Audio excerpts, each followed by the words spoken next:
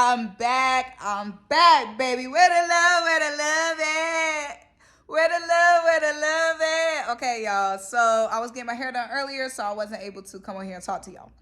But it has basically been cemented in stone that Nick Sirianni will return as the head coach of the Philadelphia Eagles. We all pretty much have seen that writing on the wall. Like, we all knew that G was going to happen. He fired Sean Desai. He fired Matt Patricia. Well, he didn't renew his contract. Still fired. Matt Patricia gone.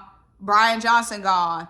And he's been presenting some solid defensive coordinators. He lost me a little bit today. And we're going to talk about it.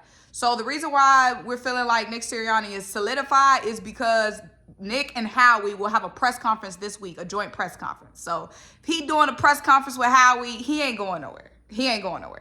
But Ryan Nielsen, former Atlanta Falcons defensive coordinator, just got hired today by the Jacksonville Jaguars. So Ryan Nielsen was a name that Nick Sirianni presented, but that name is off the table, okay? Scratch that G. Wink Martindale is still on the table. Denard Wilson, that name is still on the table. They're obviously in the playoffs. The Ravens are, so we probably won't be able to hear about that until they win the Super Bowl or get eliminated. But he's still on the table. Denard Wilson's still on the table. Two new names emerged today. Mike Caldwell. Now, why in the world the Jaguars be getting run through? That Jaguars defense. Why? This man just got replaced by the man we wanted. This man just got replaced by Ryan Nielsen, the man we wanted. Why are we even interviewing him? Okay? So I don't like that. He kind of rocked the boat with me with that because I feel like he was presenting some good names at defensive coordinator. And then he want to pull Mike Caldwell out the hat. Come on, Nick. Come on. Another name that was presented today, y'all talked about it earlier with Dylan. I was getting my hair done, as y'all can see. Ron Rivera. I'm kind of on the fence with Ron Rivera. So, first of all, let's talk facts before I talk opinions. Ron Rivera is very close with Lori. I didn't know that. Ron Rivera and Lori are extremely close. So that's going to be giving him obviously a huge foot. They said their wives were friends or they're friends, like they're close friends. Like Lori there's a quote from Lori in 2020 saying like how close his family is with Ron Rivera's family. So he has that big, huge foot in there. He's coached for the Eagles in the past. I don't know. Something about Ron Rivera just always, I never really liked his vibe. And of course, it's always going to rub me a little bit the wrong way to get somebody in the division that got ran out. Like he got ran out of his job in Washington. And then it's not like we're knocking, we're calling. Now, of course, he could be a great defensive coordinator versus a head coach. He was a defensive coordinator, obviously, in the past, successful, focused on, he was a linebacker coach as well. And, we need a lot of oomph. We need a lot of help at linebacker, and maybe bringing in somebody with a linebacker background could come in and, change that narrative around for us.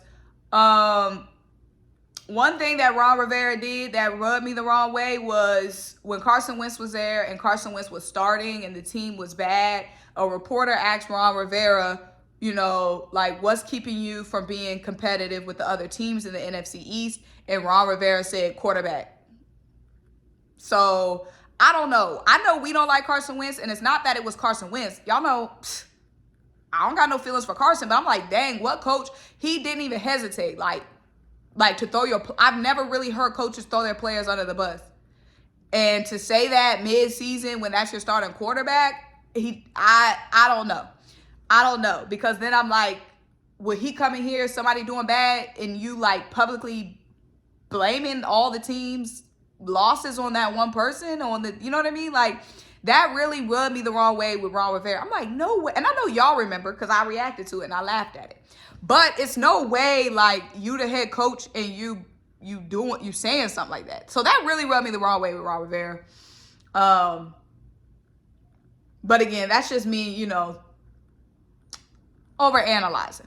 But it's also being reported that they like guys like Ron Rivera because we know nobody is Ron Rivera's head coaching days are probably done. like, he might have like a 1% chance of getting another head coaching job. So they were saying Nick Sirianni is looking at a guy like Ron Rivera, knowing that that's not a guy who, if let's say Ron Rivera is successful next season, he's not going to go and get a head coaching job. Like, you know, Shane was successful, then left. Jonathan was successful, then left. So he's somebody who would, you know, if he's successful at defensive coordinator, he's not a threat to leave and go somewhere else. So that's something to keep in mind when we're looking at these candidates. But out of all these candidates, I feel like Ron Rivera is the only one that fits that category, because I feel like if Denard Wilson excels, he could get a head coaching. I feel like same for Wink. If he excels, he could get a head coaching. Ryan Nielsen ended up going to the Jaguars, but he would have been in the same scenario. But y'all, let me know what you think. Nick is here to stay. These are our defensive coordinator candidates. We'll continue to monitor, continue to track, see if they end up getting hired somewhere else like old Ryan Nielsen did. Let me know what y'all think.